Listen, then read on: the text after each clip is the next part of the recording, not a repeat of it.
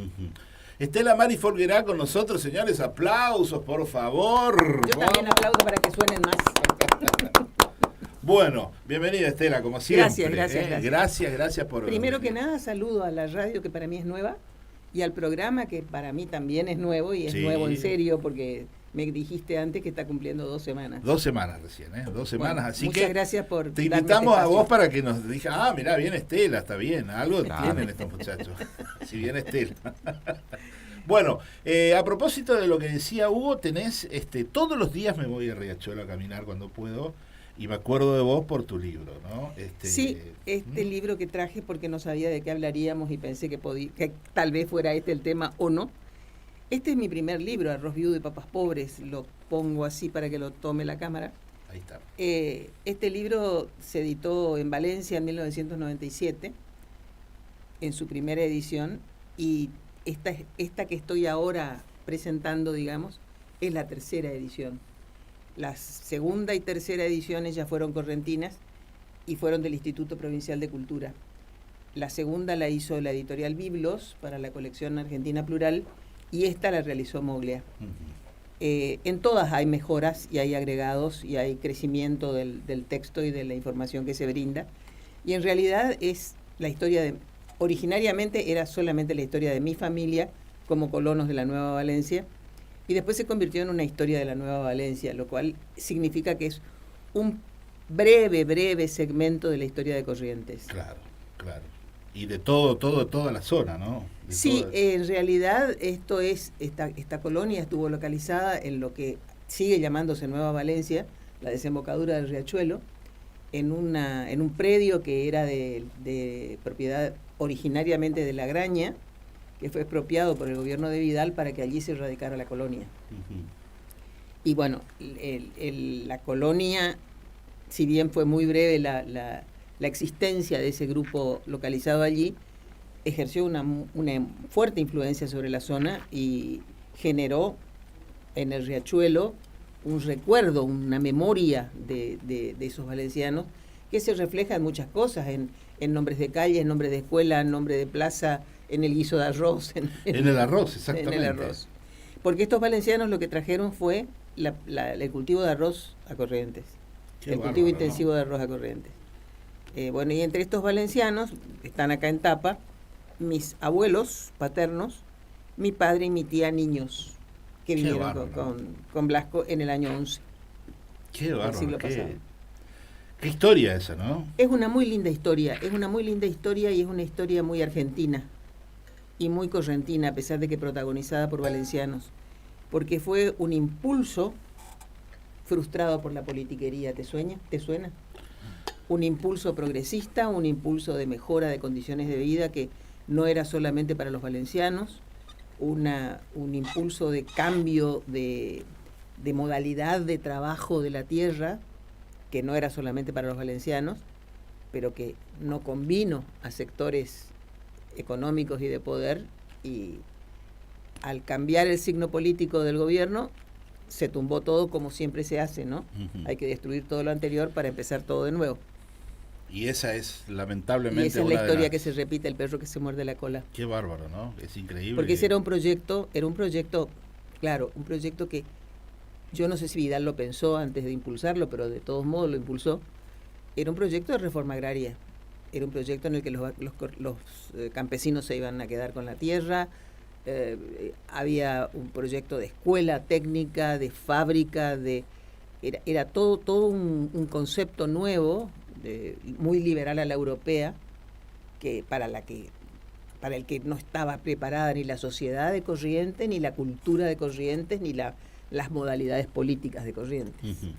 Bueno, vamos a comenzar a hablar también, dijiste la cultura de Corrientes.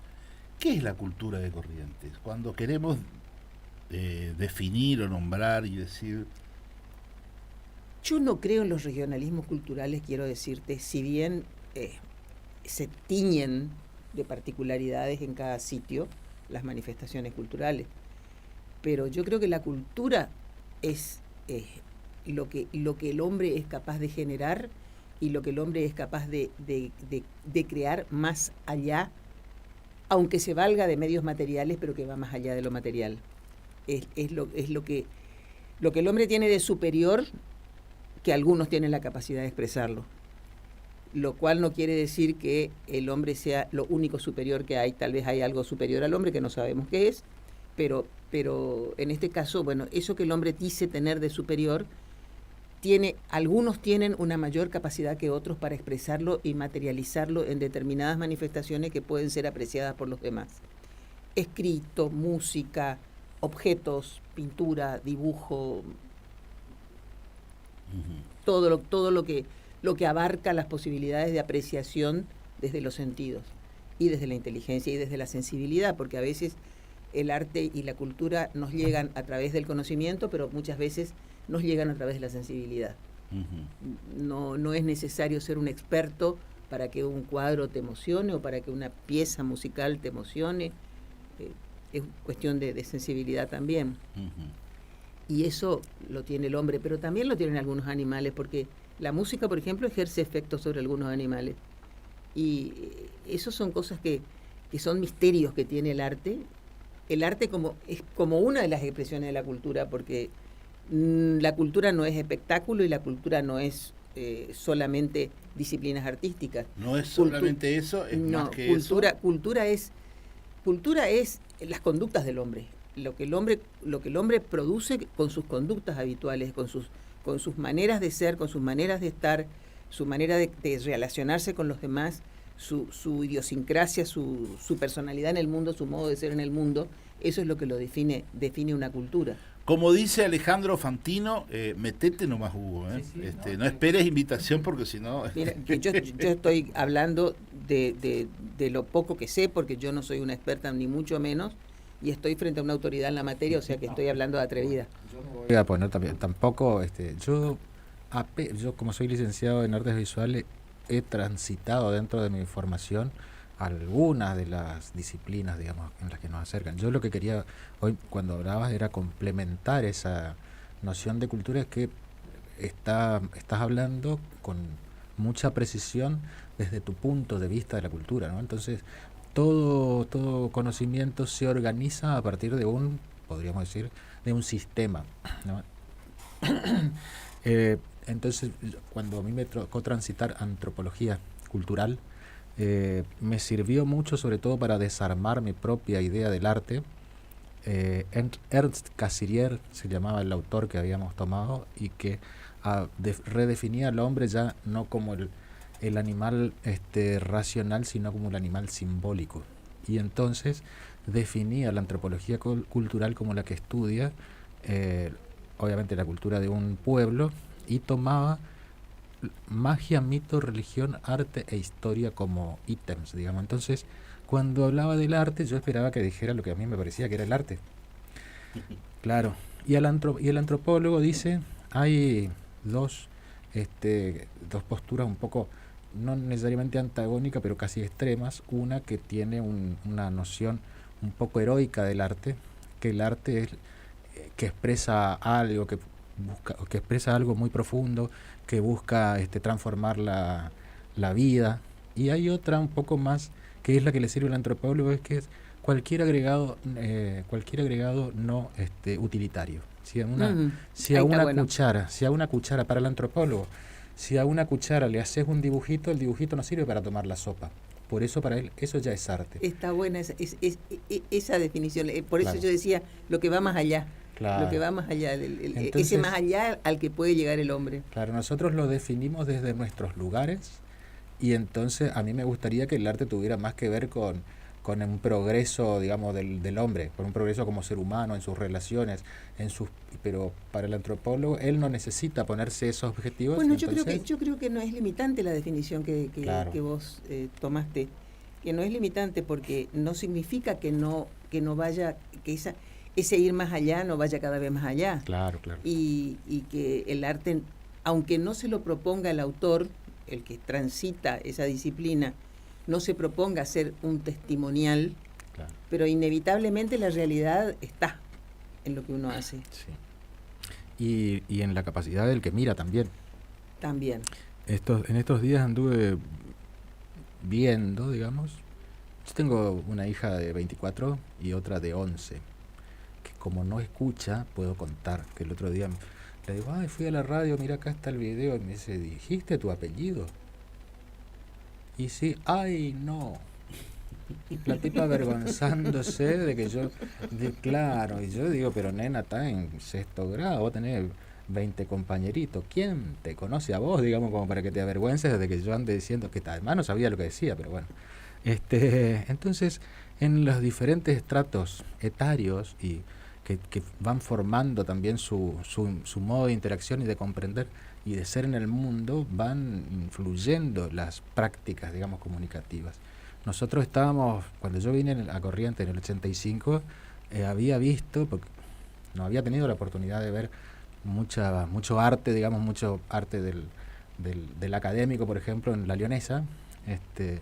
Así que bueno, la pintura, las artes visuales eran objetos estáticos colgados en una pared. Y hoy... Se llamaban cuadros. Claro. Y hoy las imágenes tienen movimiento para los jóvenes y tienen otros canales por los que llegan.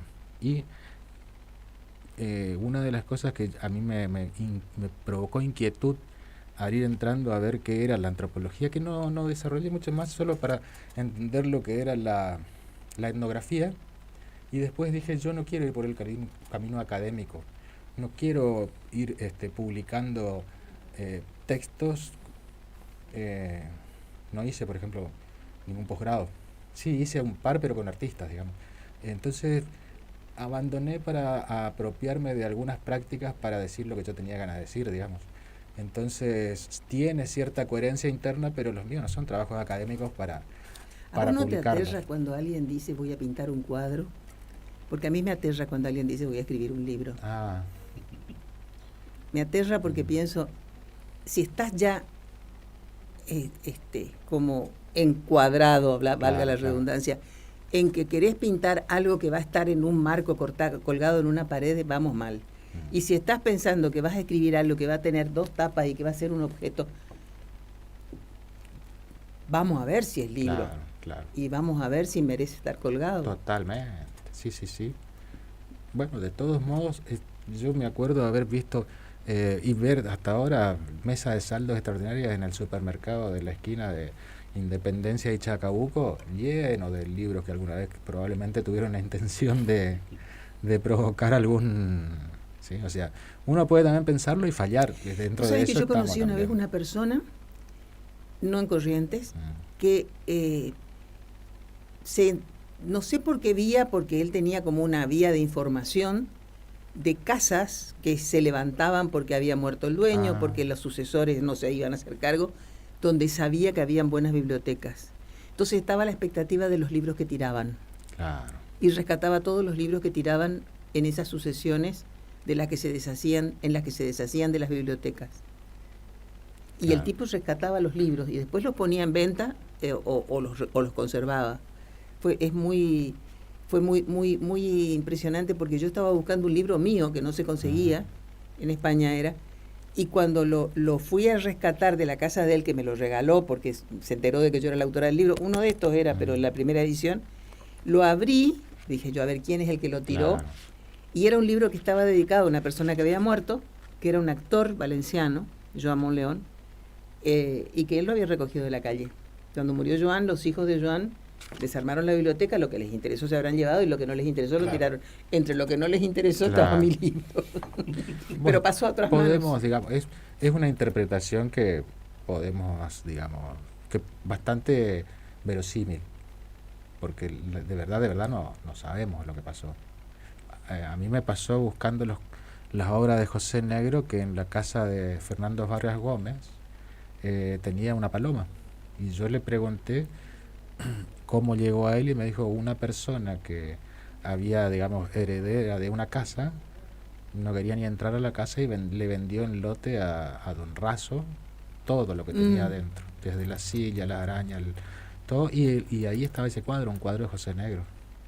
Y entonces giramos, y mira acá, me dice, me da vuelta, y en la parte de atrás era una paloma chiquita, habrá tenido el con marco, vidrio y todo, habrá tenido 18 por 21 centímetros aproximadamente. Que son preciosuras esas cosas chiquitas. Claro. Y en la parte de atrás, con lápiz negro y letra de imprenta, decía a la doctora fulana de tal, yo no recuerdo el nombre, por haberme hecho esperar 3 horas en su consultorio. J. Negro y la fecha. Así que con anécdota. Claro, venía. así Qué que lindo, bueno. Qué lindo, con historia. Bueno, ¿cómo viene el año como autora? Bueno, el año empezó con la salida de este libro, que como Sí. te dije, es la 3ª edición. No es poca cosa. No es poca cosa, y me tiene orgullosa el hecho de que sea una 3ª edición. Y del Instituto de Cultura, además, que no tiene como un aval, como un respaldo importante y que a mí me interesa mucho. Hay un libro en danzas que está para salir como primer título de una colección que va a empezar Leo Moglia, que se llama Claroscuro, que es narrativa, y el primer título es mío, un libro de cuentos. Y yo tengo una novela terminada, que tengo que hacerle un trabajo de convencimiento a Leo para que la quiera publicar, porque a él le gusta esa novela porque ya la leyó, pero es más voluminosa de lo que él habitualmente publica como narrativa. Claro. Novela histórica. A mí me gusta mucho hacer novela histórica, me gusta mucho y me genera muchas horas de mucho placer reflexivo el meterme en la historia con una mirada de regenerar situaciones o porque yo lo que hago en realidad es ficción histórica, lo que pudo haber sucedido, no lo que sucedió, sino lo que pudo haber sucedido. Y es muy movilizador, porque hay que meterse mucho en los personajes y hay que cobrarles mucho amor a los personajes reales para tratar de generarles conductas que no están registradas por la historia y no ser incoherente y no ser disparatado en lo que uno hace, ¿no? Trato en lo posible, pero eso también me condujo a que de vieja me puse a estudiar historia con placer, porque yo antes era muy ignorante en historia. No tuve buenos formadores en historia en la escuela secundaria, y en la facultad yo estudié historia económica, historia de las ideas económicas del siglo XX, no estudié historia. Claro.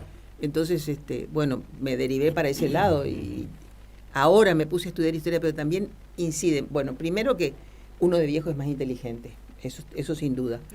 Y segundo, que los historiadores actuales son mucho más entretenidos, porque la historia como se cuenta ahora no es una suma, una compilación, una acumulación de datos, fechas, batallas y generales. Hay un relato, hay una comprensión de situaciones que tienen que ver con conductas, con comportamientos, hasta con vínculos familiares o de ideología o de lo que fuere, que lo hace mucho más llevadero, mucho más que con una lectura uno aprende. En cambio, cuando yo estudiaba con Astolfi o con otros autores de mi época, estoy hablando de la prehistoria, del siglo pasado desde ya, era estudiar de acá hasta acá y había que, pero espérate, que esto es 7 de octubre de 1943, no, esto otro, 5 de septiembre de 1948, aprender todo eso de memoria para olvidarte ni bien lo dijiste. Estudiábamos así. Estela, siendo que tenés un bagaje cultural que te has cultivado de todas las artes. Vos sabés que en realidad a mí me cultivaron esto. Bueno, pero te quiero preguntar esto, ¿cómo aparece estudiar para contadora pública? Porque yo soy muy contradictoria. Realmente, pero digo desde el punto de vista de funcionamiento de nuestra... Viste, yo para los números soy un desastre y en general... No, bueno, es que a mí me gusta, a mí en realidad lo que me gusta en esta vida es estudiar. Sí. Yo no me quiero recibir de nada, a mí ahí me gusta estudiar. Una gran capacidad eso, ¿no? Entonces, yo estudié apasionadamente economía y apasionadamente matemáticas. Pero entendías todo, digamos. Sí, pero sí, pues claro. A mí me encantó mi carrera y me encantó mi profesión también. Ahora, cuando le corrí el telón y me dediqué a lo otro, que era lo que tenía pendiente. Claro. Le corrí el telón definitivamente, porque cuando mi padre, que era médico, nos decía, bueno, es que yo ya no soy médico, yo decía, pero ¿cómo puedes decir que no sos médico? Si vos te recibiste de médico, sos médico para toda la vida. No, uno deja de ser porque se desactualiza, pierde... Te queda la marca en el orillo, te queda una manera de razonar los problemas, una manera de descomponer las situaciones en ecuaciones matemáticas o en ecuaciones económicas, pero te desactualizás en cuanto a las normas profesionales, a la legislación impositiva se te va Eso. para siempre. Pero se deja de ser lo que uno era. Yo siempre digo, a mí me queda en todo caso algún reflejo profesional y la marca en el orillo. Claro. Porque yo corro telones en las distintas, cumplo ciclos y dejo efectivamente atrás.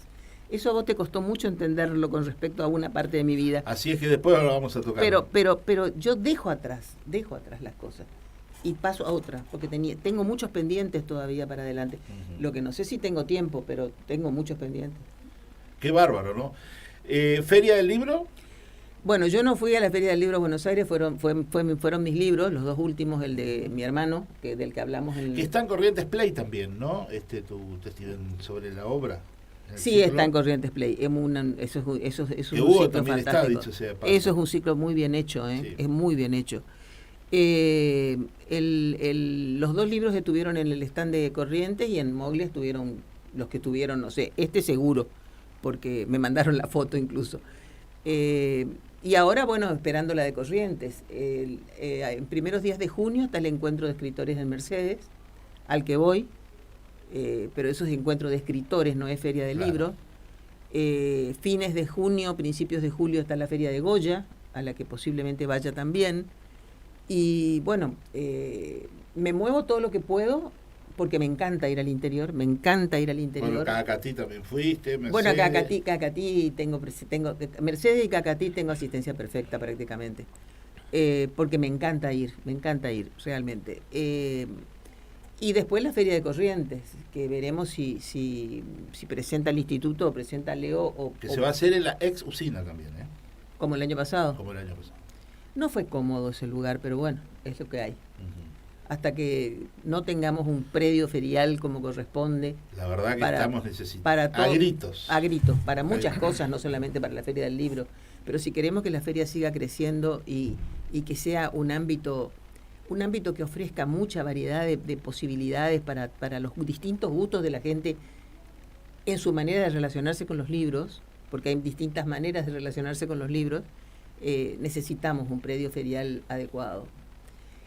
Para mí, independientemente de la incomodidad del suelo, que el suelo era bastante accidentado, el que mejor funcionó fue el regimiento. Porque esa feria pabellonada hacía que no nos molestáramos de actividad en actividad. Que suele suceder, por ejemplo, que lo que pasa en el escenario interfiere con lo que pasa en las salas y que hay mucho ruido y mucha interferencia, mucho ruido. Pero en el regimiento fue fantástico porque como teníamos todos esos pabellones chicos separados y había un centro, una sala, un auditorio central, pero después las salas funcionaban por separado, había un patio para las actividades lúdicas, era un espacio ideal para una feria. ¿Cómo te llevas? Contame tu relación con la música, los que escuchás. Yo soy muy musiquera. A mí me gusta todo. ¿Cómo escuchás? ¿En qué formato? Mientras escucho ahora con el teléfono y los amplificadores chiquitos. Antes escuchaba discos, primero vinilos, después primero cassettes. ¿Magazine también? El magazine no tanto, pero porque es más anterior. Digamos que arranqué con el cassette. Vinilo, cassette. Arranqué con los libros, con los discos de pasta cuando era chica. Porque en mi casa había una buena discoteca de discos de pasta, de música clásica, mi abuelo era músico, de música clásica y de música popular. Y nosotros escuchábamos de todo. Después pasé a la música popular lógica de mi adolescencia, a la que me acompañaba en los asaltos. Sí. Y escucho todo, pero lo que más escucho es jazz. Mira vos. Jazz es lo que más escucho. ¿A quién en particular o a quiénes? No, escucho jazz de distintas épocas. Bueno, que escucho grandes orquestas. Ahora está John Wilson que recupera a todas las grandes orquestas. Estándar de jazz, como dicen, ¿no? Pero me gusta el jazz, jazz.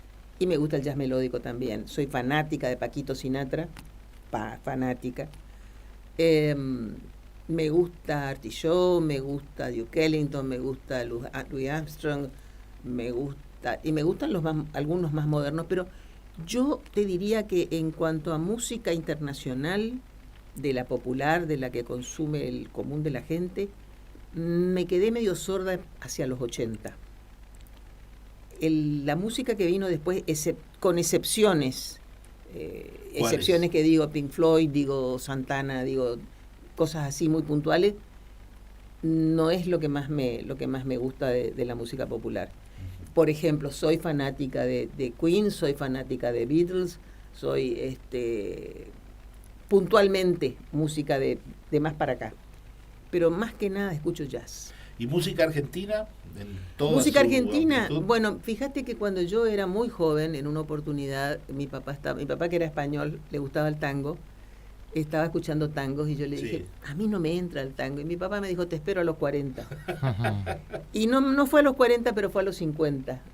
Me gusta el tango, no todos los tangos, tampoco, soy bastante puntual.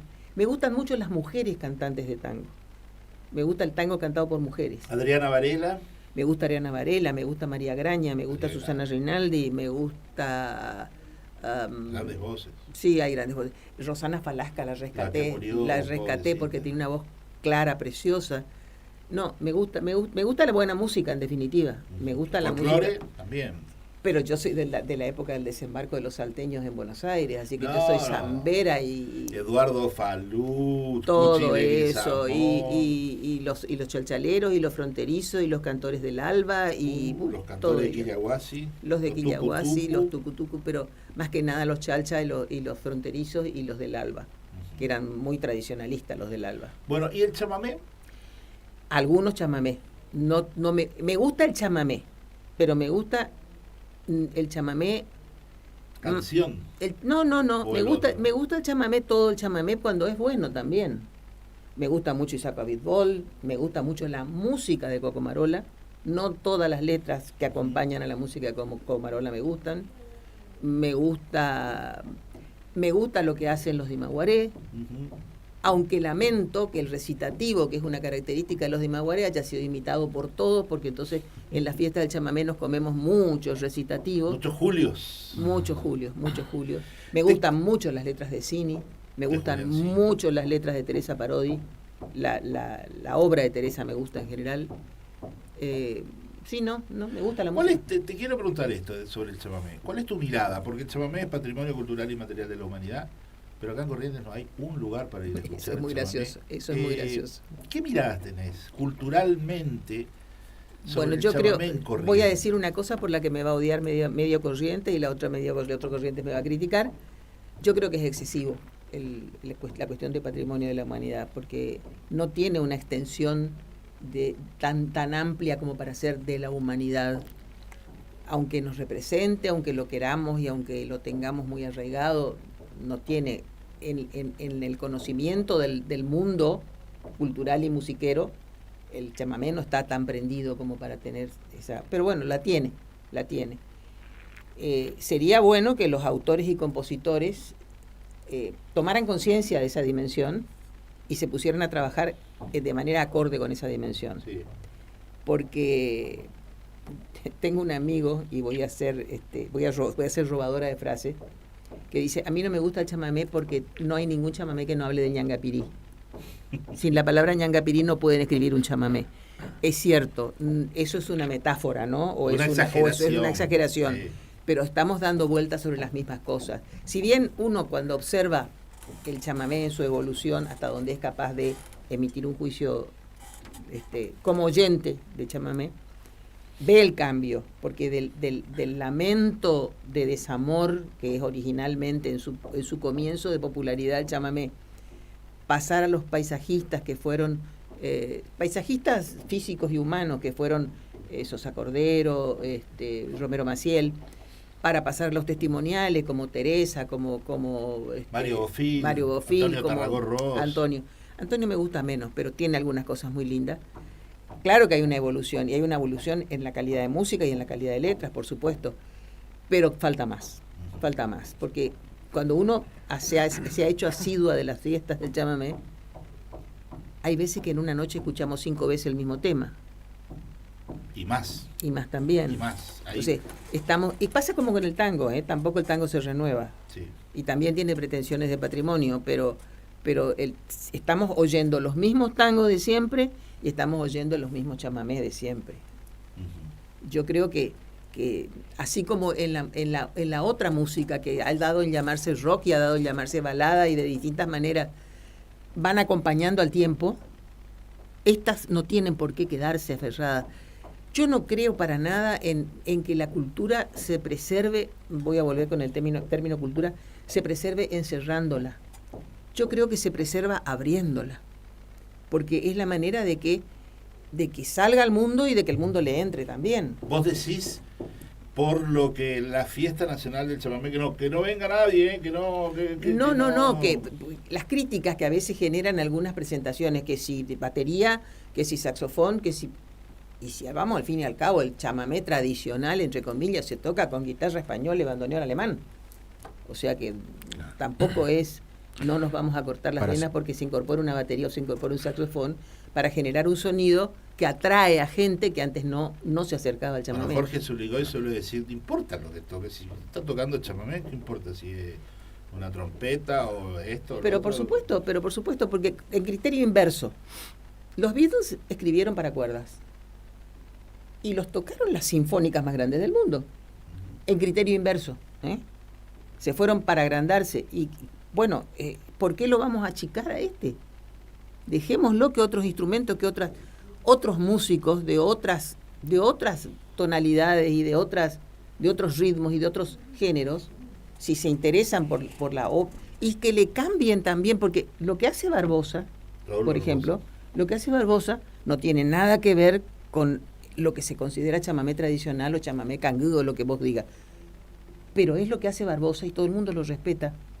Porque es Barbosa, porque toca en París. Pero si vos lo sinceraras a un tradicionalista, seguramente que no sé si estaría tan de acuerdo con como le pasó a Piazzolla con el tango. Exactamente. Pero hay que dejar que esos géneros crezcan, porque yo quería sí. acompañar esta metáfora que me pareció fantástica.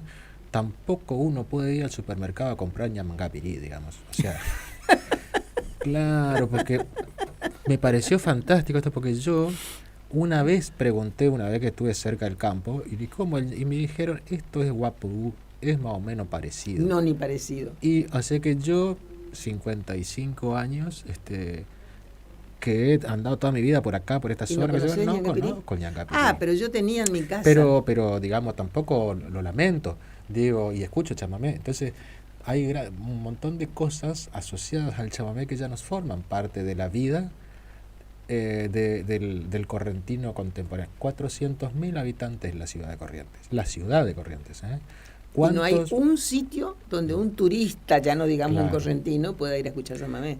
Porque no se sostienen. Pero claro, ¿cuántos correntinos de estos nacidos acá? Por empezar, ahí debe haber 100.000 correntinos de la ciudad de Corrientes que no vienen nunca al centro.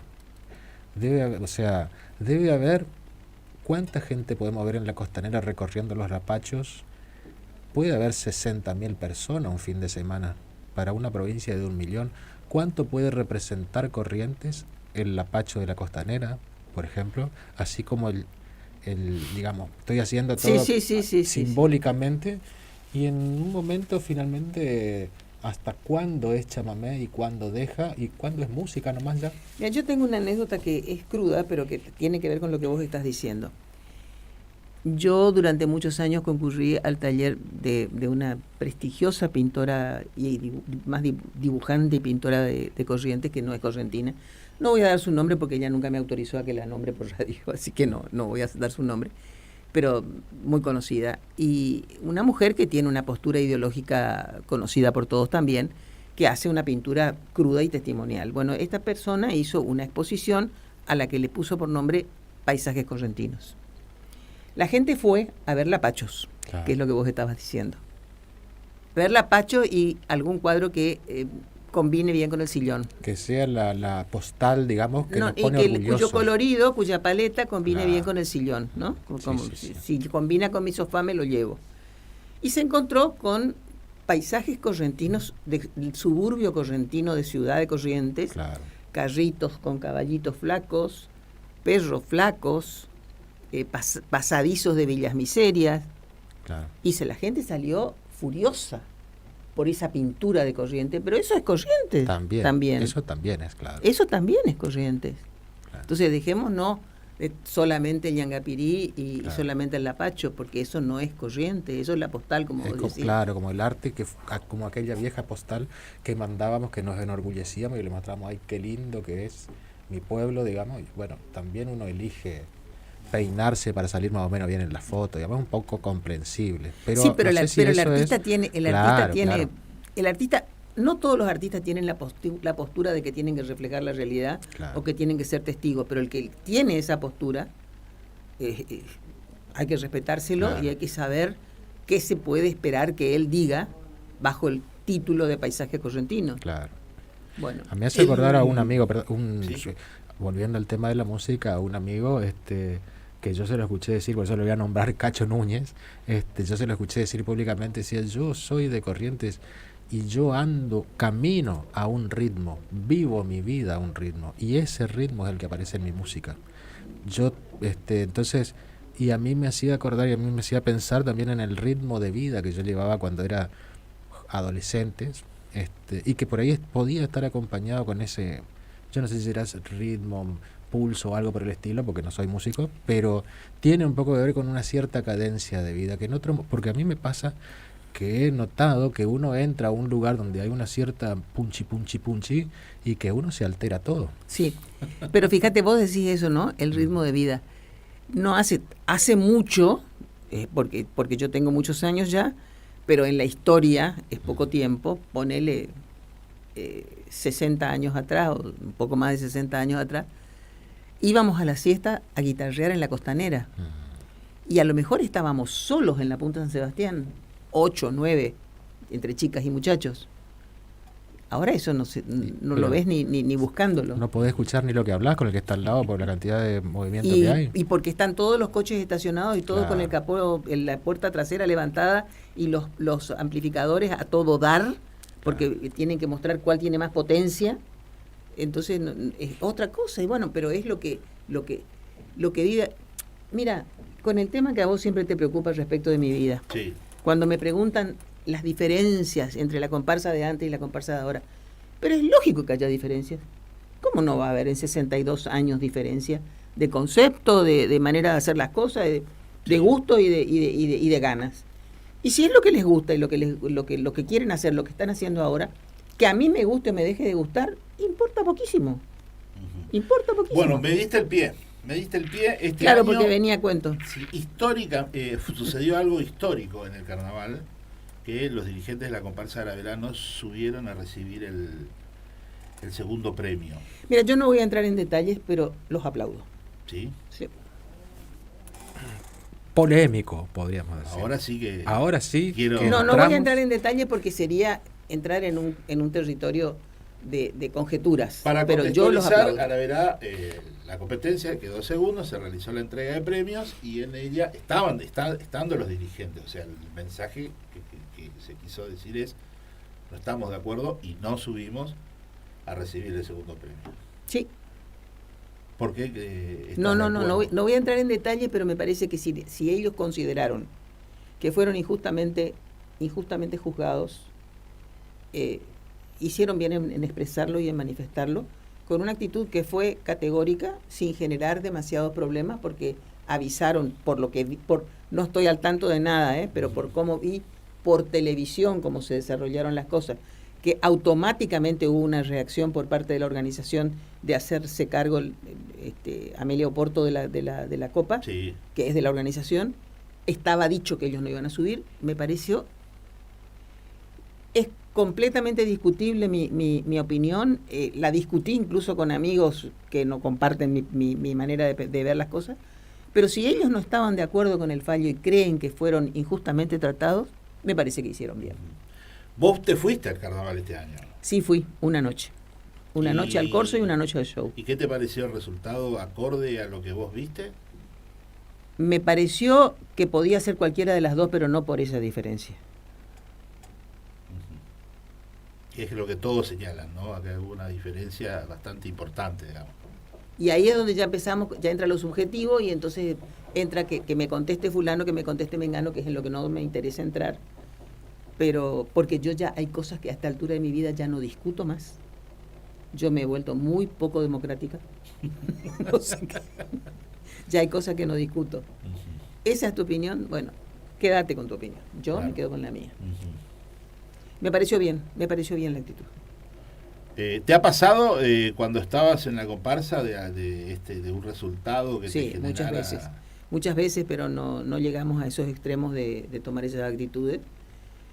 Es Sí, una decisión cuando era extrema, comparsera, digamos, ¿no? sí, cuando era comparsera. Sí. Sí, cuando era comparsera, que cuando era integrante bailarina de la comparsa, año 64 creo que fue, a ver, bueno, no sé, por ahí, 60 y, que se dio un empate decretado, y cuando era en el Cruz San Martín todavía el fallo, el escrutinio, la tribuna estaba ocupada a mitad por una comparsa, a mitad por la otra, era Copacabana, no era Zapucay.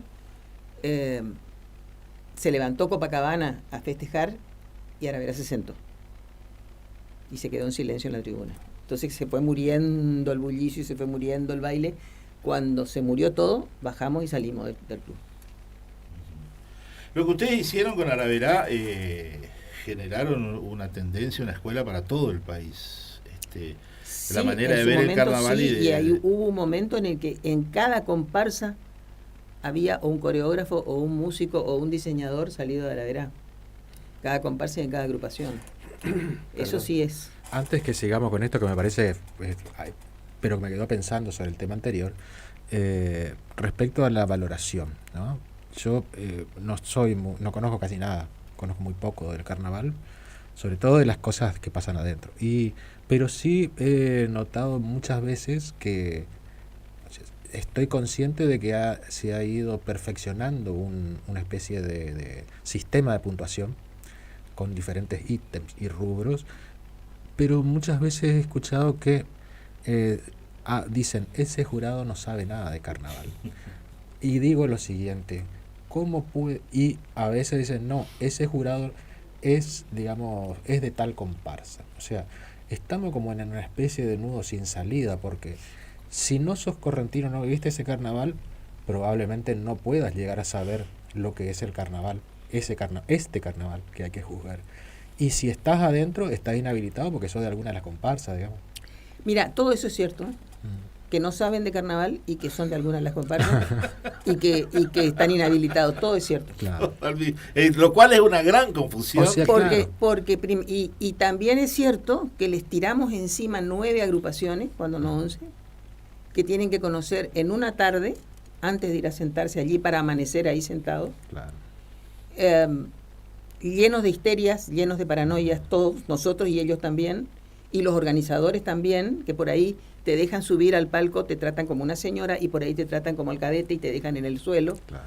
Dependiendo del talante que venga la organización, y con un reglamento que es un desaguisado total, lleno de cuestiones, porque en vez de simplificar cada vez lo complican más, donde tienen que jugar con 2 parámetros completamente diferentes, uno mucho más riguroso que el otro, agrupaciones de comparsas, y cuando ellos terminaron de ver pasar todo, no saben qué era cuál era agrupación y cuál era comparsa. Podríamos incorporar el VAR también, me parece. Que puedan ir y repasar en un monitor como hacen en el fútbol. No tienen tiempo porque... Es que no hay tiempo. No hay tiempo. Es que no hay tiempo. Porque esa misma noche tienen que emitir el voto. Esa noche emiten el voto y después se enteran de lo que hicieron, porque Claro. quedan mareados de todo. Claro. Mareados de... A mí me ha tocado ser jurado en carnavales mucho más chicos que el de Corrientes y a lo mejor tan complicado o parecidamente complicado el de Corrientes. Y sin querer o queriendo, el jurado siente presión. A mí me tocó un carnaval en una oportunidad en el que la mesa donde trabajaba el jurado estaba en una tribuna. Y la tribuna había sido copada por la hinchada de una comparsa. Entonces, no te decían votá por fulana, pero te rodeaba gente que te decía, mirá qué comparsa, como que le decía al que estaba al lado. Pero mirá qué comparsa. ¿Quién va a decir que esta no es la mejor comparsa? Y vos estás ahí tratando de que no se vea tu planilla, tratando de concentrarte en lo que ves ahí adelante, en que no te influya lo que dicen atrás, y que si no te influye y votás en contra, se te va a tirar encima la tribuna. ¿Cómo se me tiró encima la tribuna? Entonces, es complicado, es muy complicado. Y también está el hecho de que, si bien el juzgado tiene la atribución de objetar la nómina, pero si no sabes quiénes son, a nosotros nos pasó, vivísimos como éramos, sagaces como éramos, nos traen una nómina de todos los jurados que se iban a desempeñar en el carnaval, y había ahí por el medio uno que decía que era ingeniero de luces. Bueno, ¿y qué desempeño teatral tiene? Sí, es iluminador teatral.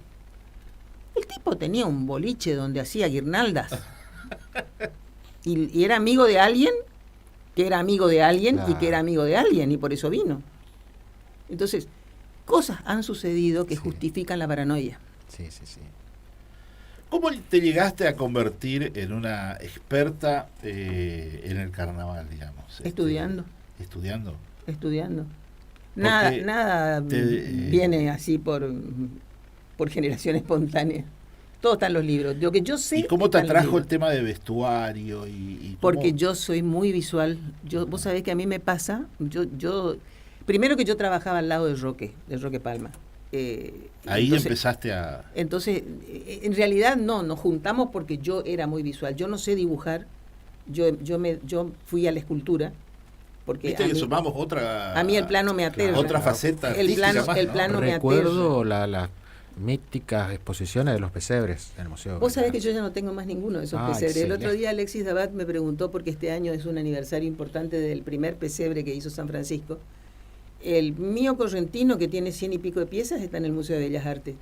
No como obra de arte atesorada por el museo, sino como pesebre institucional. Y hay 8 más que están en el Museo de Manos Correntinas. Pero yo regalé toda mi colección de pesebres. Regalé. Pero yo hice otro tipo de escultura y decidí también en eso. Un día dije, no, yo no tengo que poner juntos los pesebres con las otras esculturas, porque las otras esculturas eran mucho más trabajadas, mucho más pensadas, eran más expresivas, yo tenía más compromiso, tenía más intención artística con la otra escultura. El pesebre era más lúdico, era más... Claro. Y la gente iba a los pesebres, Yo dije, no, acá se está cumpliendo el viejo adagio de la cultura, de que si vos a la gente le das solo pizza, se va a morir creyendo que la pizza es lo más rico del mundo y nunca conocerá el caviar.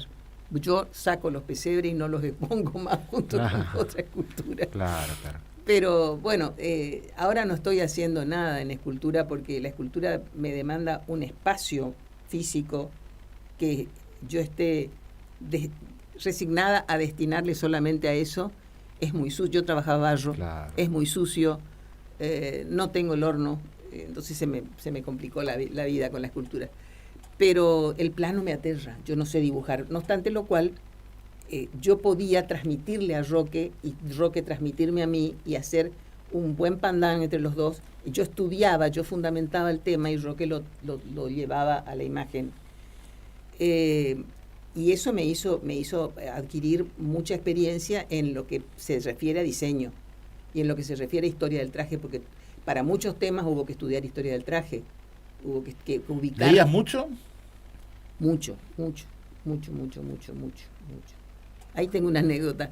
Cuando en el año 80 hicimos el tema ruso, el Imperio de los Zares, yo me estudié la historia de Rusia, y la música de Rusia, los trajes de Rusia, y la fuente, porque claro, no había internet en ese momento. No era un botoncito. Claro. Mi fuente era la enciclopedia Espasa. Y yo sabía que la enciclopedia Espasa, porque la había consultado para otras cosas, estaba en la Biblioteca Popular. Entonces un día me voy a buscar la enciclopedia Espasa para estudiar historia de Rusia y le digo a la persona, a la bibliotecaria que me atiende, le digo, quiero el tomo tal de la enciclopedia de Espasa. No tenemos nosotros, me dice. Y le digo, sí la tenés, está ahí atrás tuyo. Y mirá que ocupa mucho lugar, así que tenés que haberla visto. Entonces eran 96 tomos, así que... 96. 96 tomos eran. Espero que todavía estén los 96 tomos en la Biblioteca Popular. Bueno, esas son anécdotas que han pasado. Mirá, por ejemplo, ese tema. Ese año Mingo Sotiles, mi marido, tuvo un accidente y estuvo internado un buen rato. Y yo me estudié toda la historia de Rusia en el sanatorio. Y la carroza de ese año, la reunión para aprobar la maqueta que nos propuso Celia Raste, que fue la que hizo la carroza, se hizo en la puerta del sanatorio y la maqueta apoyada en el capó de un auto. Todo se trabajó ahí en el sanatorio. En el sanatorio. Es que mientras vengo escuchando primero, ¿vos tenés día de 24 horas también, igual que nosotros, o cómo hace tener...? Sí, no tengo día de 24 horas, pero siempre dormí muy poco. Claro, bueno, pues yo no me imagino, digamos... Todo en qué tiempo se puede hacer, pero bueno, pensaba... yo estoy claro que yo puedo, cuando yo estoy enganchada con algo, yo me puedo pasar una noche completa limpita que no me doy cuenta que me la pasé y al día siguiente estoy con las luces encendidas. Claro, no 3, 4 noches seguidas, pero sí una, pero me la puedo pasar. Yo pensaba hoy, ¿cómo habrán sido esos hace 30 años? Porque la vida era otra, la ciudad era otra. Yo vine a vivir a Corrientes en el 85. Desde el departamento donde yo vivía, veía la calle Ñaembé, veía los autos pasar, después se fueron construyendo y ya no vi más nada. Veía hasta la avenida Chacabuco, yo te voy a contar cómo hacíamos con los locutores de radio, por ejemplo, con los locutores del Corso. El tema ese, Claro, nosotros no teníamos show todavía, como para que la comparsa mostrara la coreografía. ¿Ustedes inventaron los shows? Vamos a decirlo claramente. No nosotros necesariamente. En el carnaval. Las dos al unísono, pero los shows se inventaron en el Corso. Y consistían en que cuando había un grupo fuerte que era capaz de hacer algo diferente de lo que hacía el resto de la comparsa, ese grupo se detenía frente al jurado y lo hacía. Y cada vez se iba haciendo más grande la demostración. Entonces un día nos dijeron, bueno, rajen de acá porque nos trancan el Corso. Y el primer show se hizo en el Club San Martín. No teníamos shows, entonces evaluábamos el impacto que había generado la comparsa en esta formación de hoy. Decíamos, no, mira, mañana los tenemos que poner a los fulanos estos adelante. Pero eso tenía que saber el locutor del Corso. Claro. Porque el Corso, entonces yo lo que hacía era por cada grupo una ficha y por cada figura una ficha. Y todos los días yo reordenaba la ficha y le llevaba al locutor el fichero ordenado.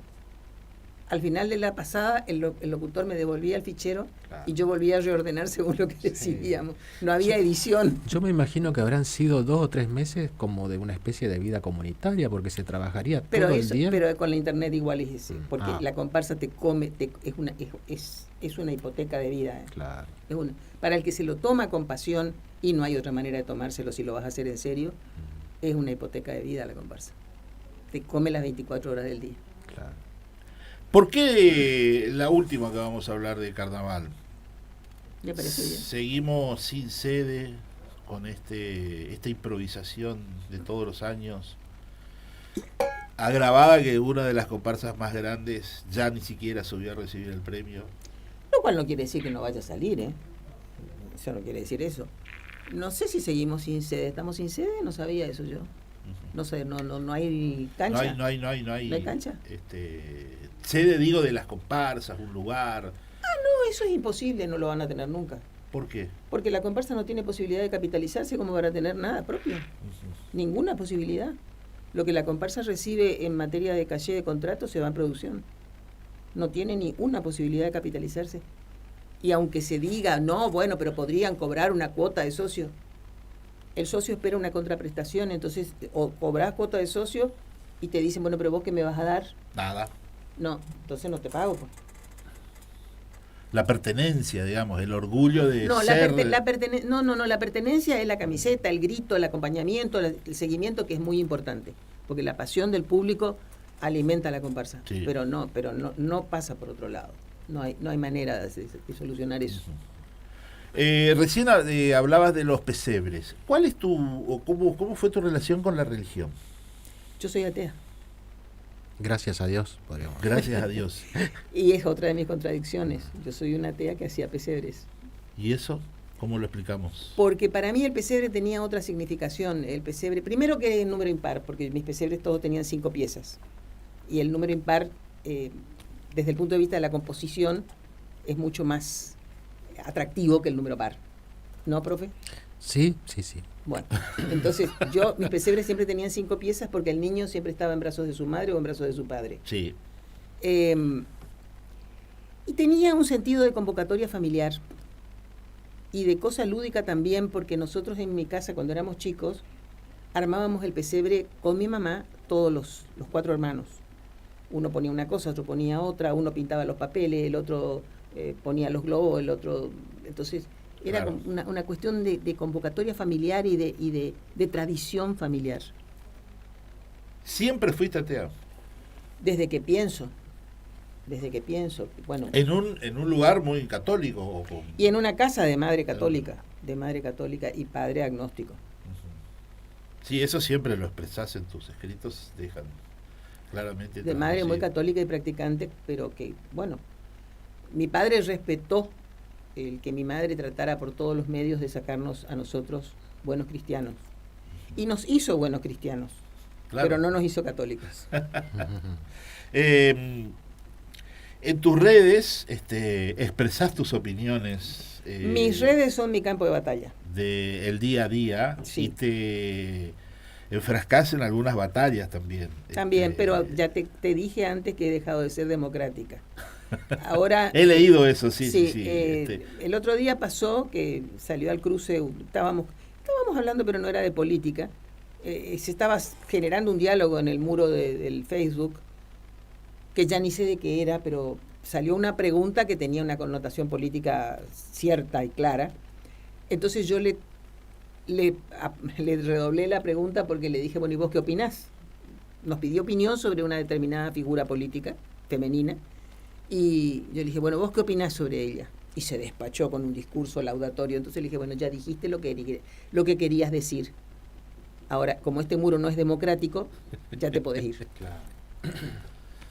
Es que bueno, uno también entra como uno se hace amigo de la gente, conoce todo y nos pasa también en la vida cotidiana. Lo que pasa es que no estábamos advertidos, pensamos que todo el que tiene acceso a internet y que puede escribir en la computadora tiene la capacidad de pensar también. Mira, yo en materia política,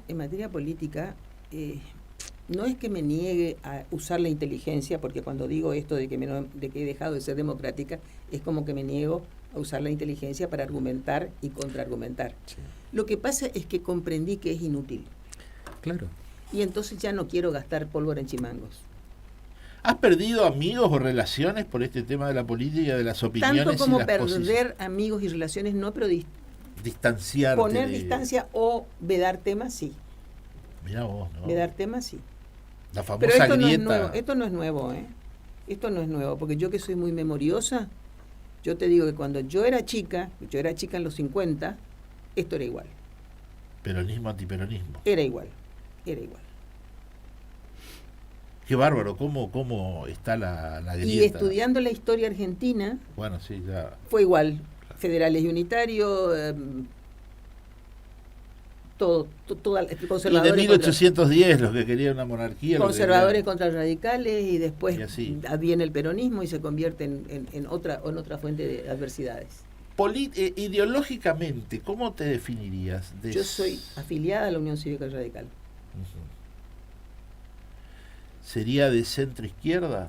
¿De centro-izquierda? De centro izquierda. Más de Alfonsín que de Balbín. De Alfonsín.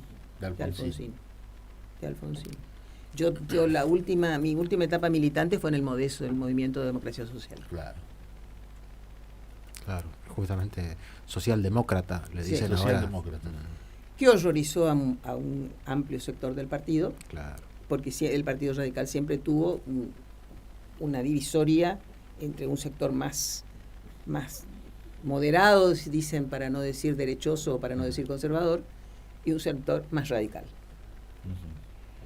Que también pasa en los otros partidos, me parece, ¿no? Y no conozco tanto lo que pasa en otros partidos. Hay algunos que están hechos polvo, que ya tienen Claro, sí. muchas temperaturas que uno ya no sabe Claro, cuáles sí, son. sí.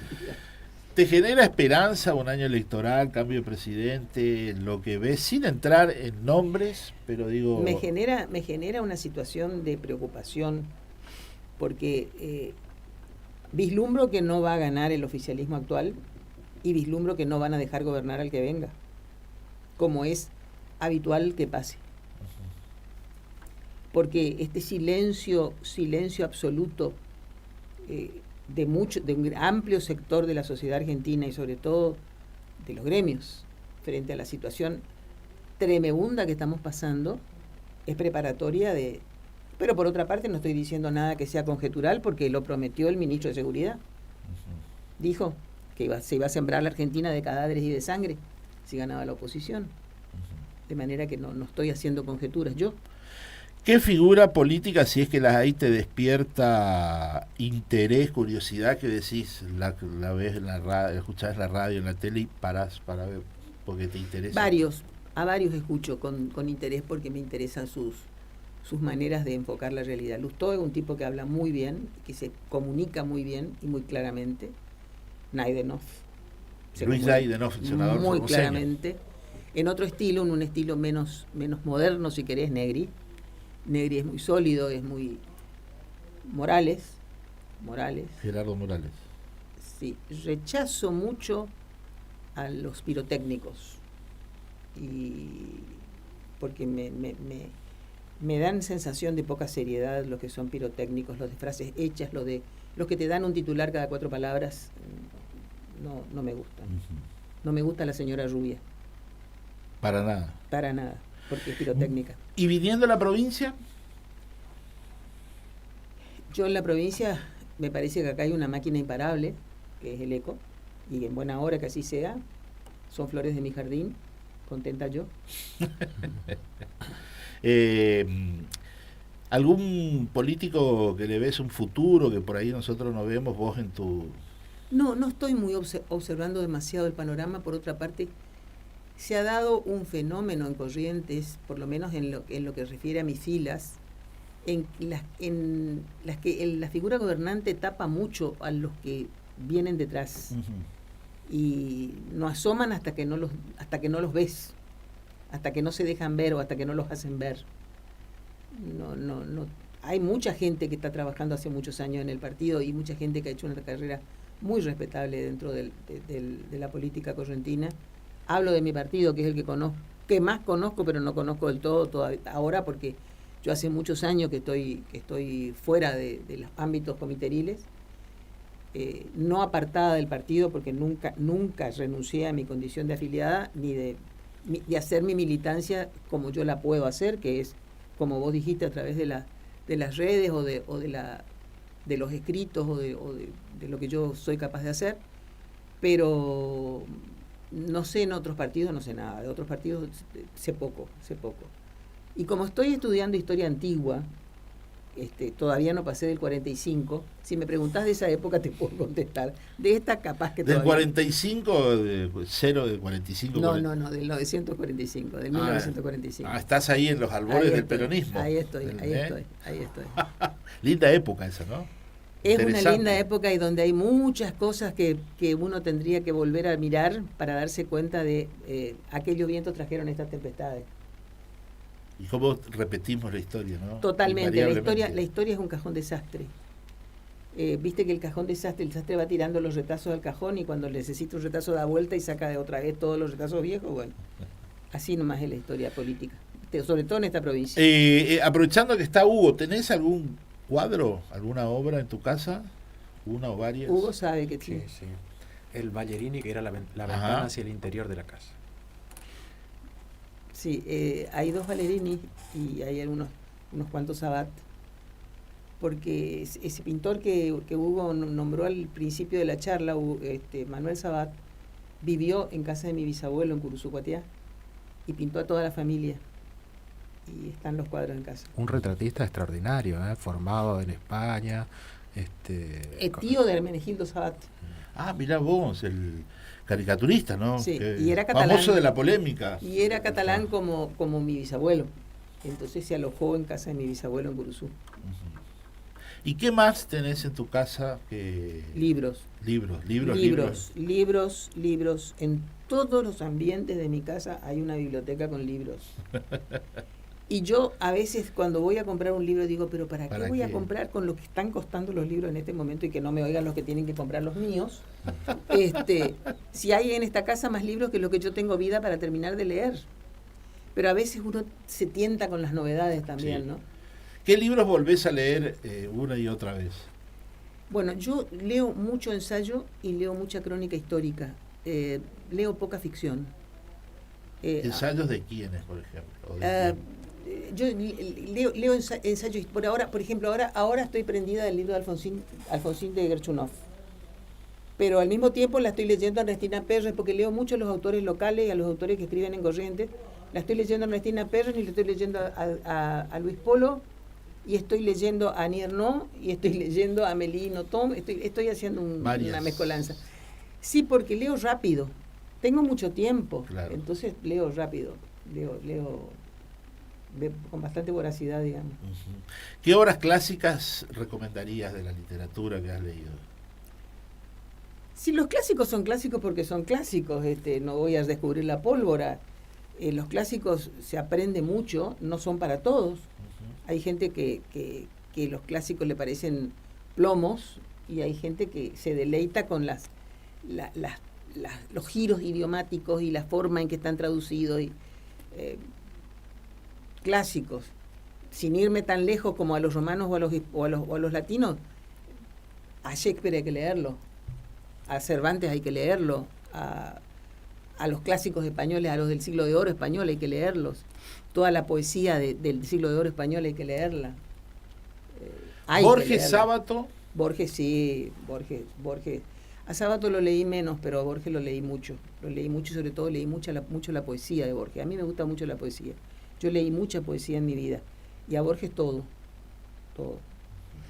Y siempre se vuelve a Borges y siempre hay una mirada nueva sobre Borges. Borges tiene eso, que según el momento en el que se lo lee distinto, y te das cuenta que te quiso decir otra cosa que vos no habías visto antes, porque Borges tiene una manera de escribir que es de sugerencia y de conducir al lector hacia un determinado pensamiento al que quiere que llegues con él, y eso es el ideal del escritor, ¿no? Uh-huh. Que el lector llegue con uno. ¿El trap, el freestyle y el reggaetón?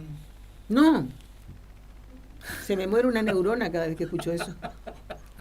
Y cada vez que escucho Pero conocés Nicky Nicole, María Becerra, Trueno, Dilo. Ni idea de lo que me estás diciendo. Y me produce mucho fastidio verlo al elegante ese de los dientes de oro, hecho célebre por las cámaras y por los micrófonos. ¿Por el abecedario? ¿Escuchaste lo del abecedario? No, trato de no escuchar, Néstor, porque cuido mis coronarias. Yo cuido mis coronarias, que ya están dañadas, o sea que yo las tengo que cuidar. No, a mí se me mueren las neuronas cuando escucho eso, y tengo pocas ya, así que no. ¿Y películas, cine? Soy poco cinera, veo mucho cine en casa, soy poco cinera de ir al cine, veo mucho cine en casa y veo cine intrascendente. No soy una autoridad en materia de cine. Me gusta el cine como entretenimiento y que terminen bien y que sean románticas. ¿Películas románticas? Los puentes de Madison. Todas esas cosas, y más tontas también. Casablanca. Sí, claro. Y más tontas también, todo lo que ofrece Netflix, digo marcas, y lo que ofrece YouTube, que terminen bien, que me hagan pasar un buen rato, que no sea una pavada total porque la saco, pero me gusta el cine como entretenimiento. Ese es un tema que tengo colgado ahí, que me hace sentir muy inferior a mucha gente que sabe mucho de cine y que disfruta mucho el cine, porque no lo tengo frecuentado yo. Bueno, algo No, bueno, pero es lo que uno disfruta, porque cuando entre dentro del campo de los intereses va a dejar de lado todo el resto y se va a poner a estudiar. Así que, claro, y ahí agarrate, hacemos otro programa exclusivo sobre cine. No, yo creo que ya no tengo tiempo de aprender todo lo que saben los que saben de cine. Pero bueno, podés escribir un guión, algo. Esto puede. No, escribir sí puedo. Puede claro. ir para una película. Sí, puede ser. Esto puede muy bien ser una película. Hay hay obras de ficción que se prestan muy bien para la imagen. Hay otras que no tanto, pero esta sí, porque esta es una historia real. Esta sucedió, fue visible, o sea que puede volver a ser visible. Claro, En nuestro medio, hace ya varios años, yo noto un alto grado de profesionalismo en toda la parte técnica. Desde hace más de 10 años, ¿no? Y lo que me parece que le está faltando a esa producción de audiovisuales, o por lo menos le estaba faltando, la parte de, un ajuste en la parte actoral y otro ajuste en la parte de elegir el tema, ¿no? Porque es que pasa en todas las disciplinas y en el arte se nota mucho. Todo lo que es técnico progresó más que lo creativo. Claro. Hace muchos años ya de esto, Maurice Béjart dijo que los bailarines clásicos tenían una formación que excedía la capacidad creativa de los coreógrafos, que eran capaces de bailar lo que los coreógrafos no eran capaces de crear. Claro. Y pasa ahora con la tecnología visual, con la tecnología de los audiovisuales. Son capaces de hacer... ¿Y sabes en qué se nota mucho eso? En la publicidad. Porque la tecnología aplicada a la imagen supera, pero ampliamente, el libreto. Claro. Ayer estaba viendo y le hice notar a mi marido, porque a mí la oreja me hace ruido a huevo frito cuando algo no funciona. Eran unas propagandas de unos quesos, ¿no? Y entonces había 2 quesos que conducían un vehículo y se oye el ruido de un raspón y le dice un queso al otro, me parece que lo rayaste. Sí. Entonces el queso que conducía le dice algo con mal modo y entonces amaneciste rayado. Y le digo a mi marido, mira, a lo que lleva la Y. Claro. Porque los dos usos de rayar que ocupa la propaganda del queso no tienen que ver con rayar, claro, sino con hacer raya. Sí. Podemos disculparlo en este caso, tener un poco de piedad, porque en realidad están queriendo vender queso. Y entonces probablemente... Pero ese creativo cobró por hacer ese anuncio. Pero cobró para que la gente se le grabe en la cabeza la marca del queso. Sí, bueno, pero tiene que haber una congruencia. Claro. Sí, un uso del idioma. Claro, yo pensaba, y siempre pienso, como tengo esos seres que nacieron a destiempo criticándome dentro de mi casa... veo que hay, por ejemplo, yo soy uno de los que también quiere el cuento que empiece por el principio, desarrollo, final, así. No, yo no eso es otra cosa. Es decir, yo tenía un primo, pobre ya no está, que no le gustaba lo que yo escribo porque dice que le dejaba los finales para que él se los elaborara y él quería que le contara todo. Le decía, no, yo no te voy a decir cuántas veces respiró antes de morirse, eso no te lo voy a decir nunca. Claro. Esto es otra cosa, esto es la congruencia, es decir, si estoy hablando de quesos, estoy hablando de rallar. Aunque use la Y, tengo que referirme al verbo rallar, no al verbo rayar. ¿Qué es lo que pasa? Yo desde el punto de vista, podríamos decir... Está mal usado el verbo. Desde el punto de vista conceptual, estoy de acuerdo. Lo que pasa es que entiendo que en el mundo de la publicidad a veces se usa hasta la ironía y se usa hasta los errores. En este caso no se dan cuenta, yo creo. Es probable. Yo creo que lo hice ignorante.